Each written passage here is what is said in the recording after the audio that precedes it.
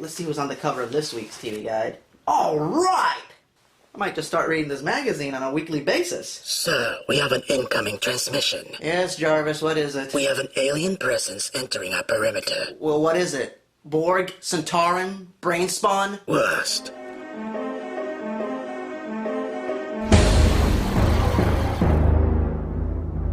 Jarvis, hold all my calls. I have a very busy afternoon ahead of me.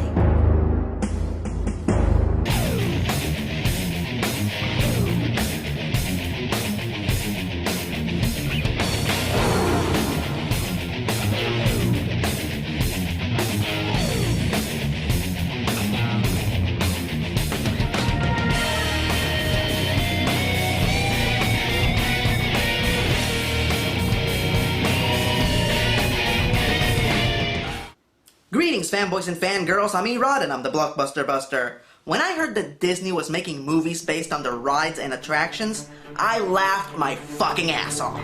But the fact of the matter is that the first Pirates of the Caribbean movie is a decent flick, and whether you think the sequels are good or not, it is still a formidable franchise. So when I heard that Universal bought the rights of a bunch of the Milton Bradley board games so they could make movies based on them, I held back my laughter. After all, the last time a movie was made that was based on a board game, it was pretty good. And who knows, this might turn out to be just as successful as the Disney venture. And I know what you're thinking. The reason Clue worked as a movie is because the game already has a plot and a cast of characters. Battleship doesn't have any of that. It's just a simple game of chance, where you have to guess the position of your opponent's ships by naming off coordinates on a grid. Whomever sinks all of his opponent's battleships by launching missiles at the correct coordinates wins. Come on, they could definitely craft a compelling and dramatic piece of cinema from that premise. Oh, who the fuck am I kidding? So our movie begins with NASA discovering another habitable planet just like Earth on another solar system. A planet they named Planet G. Ooh, I have a question. What was it again? Oh yeah. What the shit does this have to do with Battleship? So now we cut to a bar where we meet our hero. That's right, it's John Carter himself, Taylor Kitsch, as our hero, Hopper. You know, has anyone noticed that in spite of the fact that Taylor's a decent actor, he still has a knack for getting stuck in big-budget movies that fanboys hate? Who knows, this might just be his first film role to not be completely humiliating. Never mind. So why is Hopper breaking into a convenience store in the middle of the night to buy a chicken burrito? 'Cause he's trying to impress a girl, who was denied a chicken burrito at the bar that she was hanging out in. Sorry. Kitchen's closed. So Hopper risked a night in jail to impress her. But, once again, and I'm just dying to know, what the shit does this have to do with Battleship? So we cut to about a year later where Hopper has joined the Navy to try and improve his life, and is now dating the burrito girl. Alright, he's in the Navy. That means that he's going to engage in a game of Battleship any minute now. Nope, he plays soccer now. Could someone please kick him in the face? Thank you. So the good news is that all the navies in the world are about to compete in the Rim Pack, the Rim of the Pacific exercise, which is a real-life competition, which pits the navies of the world against one another. Kudos to the writers for using a real-life concept as an excuse to have a real game of Battleship. In spite of the fact that technically the Navy doesn't use battleships anymore, they use destroyers. What's the difference between a battleship and a destroyer? Oh, well, you see... Battleships are great ships, but they're kind of like dinosaurs. They're designed to take hits, kind of like a floating punching bag. But then there's destroyers, which are just awesome.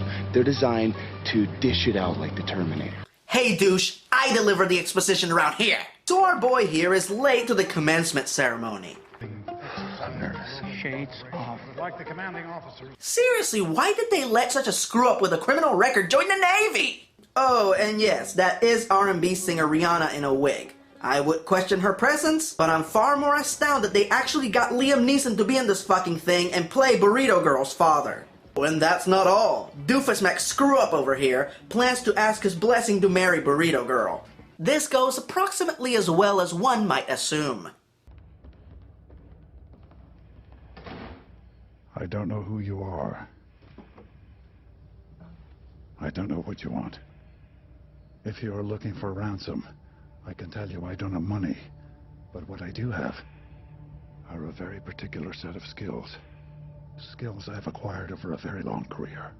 Skills that make me a nightmare for people like you. If you let my daughter go now, that'll be the end of it.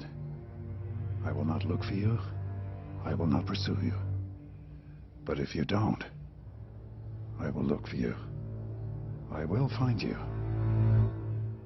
And I will kill you. Dismissed.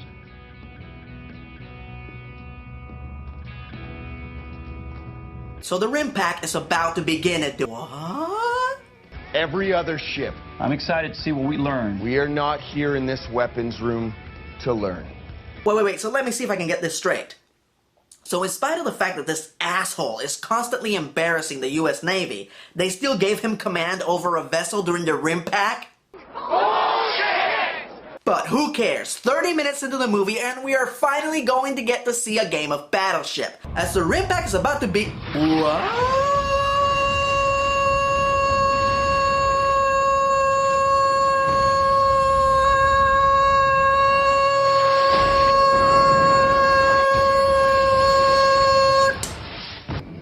Were we just invaded by Michael Bay aliens for no good reason?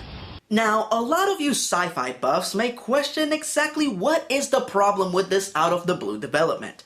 Well, here's the thing. There are no fucking aliens in Battleship! It's just a straightforward strategy game which pits one naval fleet against another naval fleet! I haven't seen such a lack of confidence in the source material since they gave Jonah Hex superpowers! The aliens land and their big strategy is, and I'm not kidding about this, to land off the coast of Hawaii, put a force field around the island, and use the communications array located there to call their homeworld for reinforcements. And I know what you're thinking. Wouldn't a sophisticated alien race have their own method of communicating with their homeworld?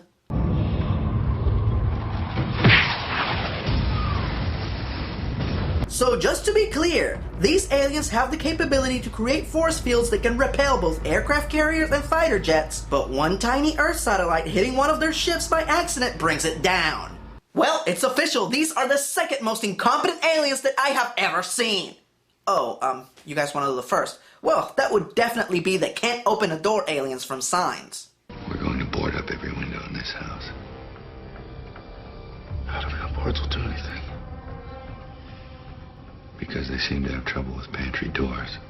Well, that'll hold it. Oh, yeah, of course. It's an interdimensional multiform from outer space. They're all terrified of wood. Okay, so I guess the protocol is for the highest authority to come in contact with the alien invaders. But since the Hawaiian Islands are closed off, the closest highest authority would be the Navy. But wait, didn't Admiral Liam Neeson get trapped outside of the force field? Well, I guess that means that the remaining officers have to choose the most capable individual to make contact with. Oh, what the fuck? Really? You're sending Doofus McScrew-Up to make first contact with a hostile alien race? Well, let's hope he doesn't fall into the classic sci-fi stereotype of poking the alien aircraft with a stick.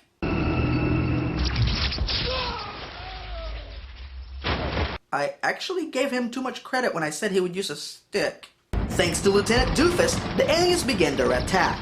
Oh, how can you not hit him? He's right fucking underneath you!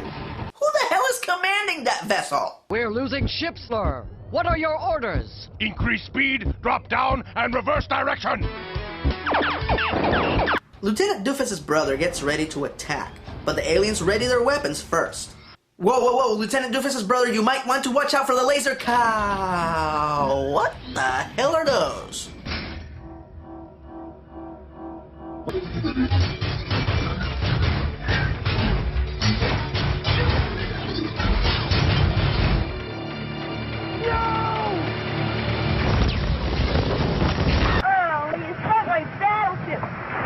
I'm sorry, I know I'm supposed to be all sad and shit because Lieutenant Doofus's brother died, but I was really distracted by the alien weaponry. What the hell did they shoot them with? Exploding coffee cans? Well, actually, they don't really look like coffee cans because they had those pegs coming out of them and... Oh my god, it's the pegs from the game! Stupid! So with their highest ranking officer dead, I guess they should put the second highest ranking officer in charge. Who's in charge? Who's next, full senior? You are. Ah, fuck! Well, I guess it's time for a... First dramatic moment.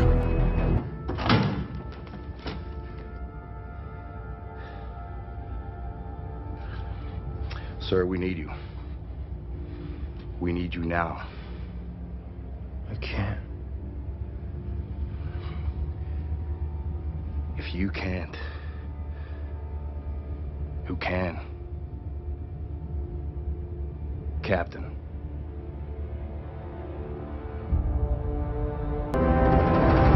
First dramatic moment.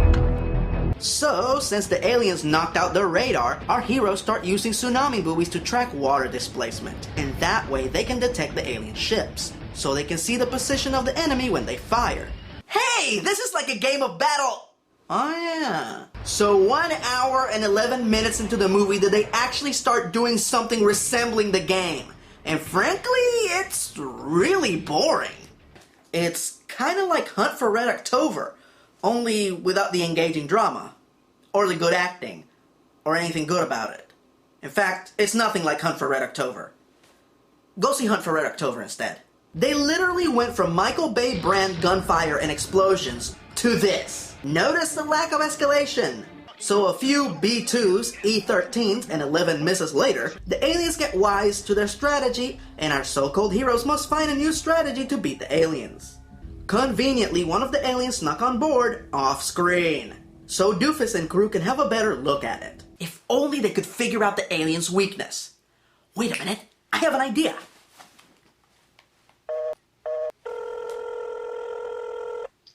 Hello, who is this? Is this the doctor? Yes, I am the one who is called the doctor.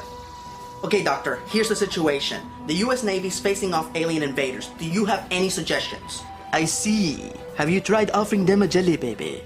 I don't think that's gonna work this time, doctor. Has anyone tried changing the frequency of the pan-dimensional time helix with a sonic screwdriver? Sonic screwdrivers are not standard issue, doctor. I see. So what do these alien chaps look like?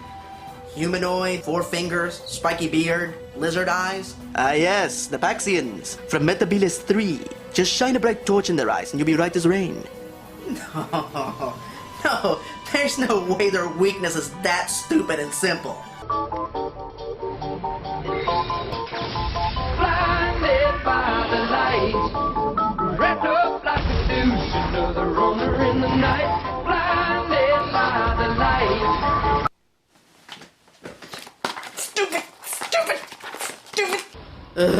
So, unfortunately for our heroes, during their last encounter with the alien mallmen, the invaders got in a lucky G-17. Oh, you struck my battleship! What? Oh, it's again time for another... First dramatic moment.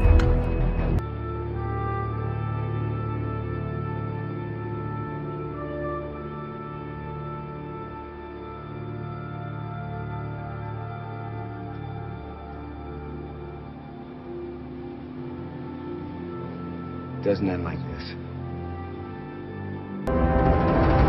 First dramatic moment. So our heroes have no choice but to commandeer an actual battleship. That's right, this whole time they've been fighting the aliens using destroyers. This means that it's over an hour and a half into the movie before you get to see a battleship in action. But wait, that ship is absurdly out of date. Surely they're not trained to sail such an old ship. I mean, who are they gonna get to crew it? Unconceivable! Unbelievable! Grammar like a hammer, information receivable. Sent by the Lord, here and abroad with word for the Lord. Fuck yeah! Cause now this cause the front. Make way today, and if I may, I say, I'm in case with Jake, so get away, okay? That's old school. Yeah? No school like the old school. Now, as cool as it might be that they got real Navy veterans to play the crew of this ship, it is just so improbable that they'll be able to defeat a freaking Star Cruiser using a retired World War II battleship. I mean, their ammunition is so out of date, there is just no way that it'll be able to penetrate the hull of a ship that is designed to withstand the vacuum of space.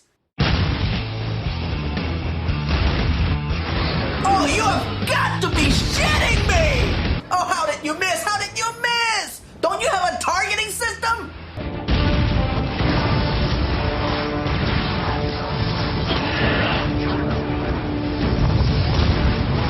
Stupid, stupid, stupid!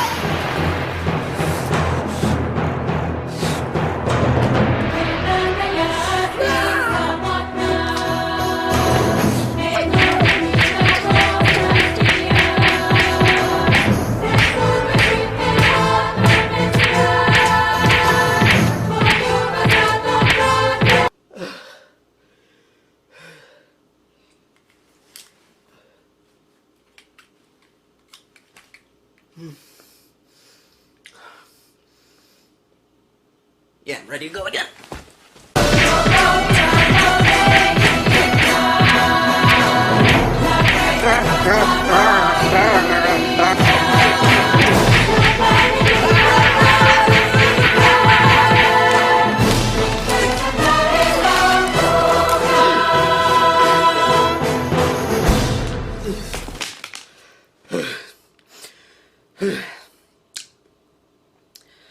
Yeah, I'm good here.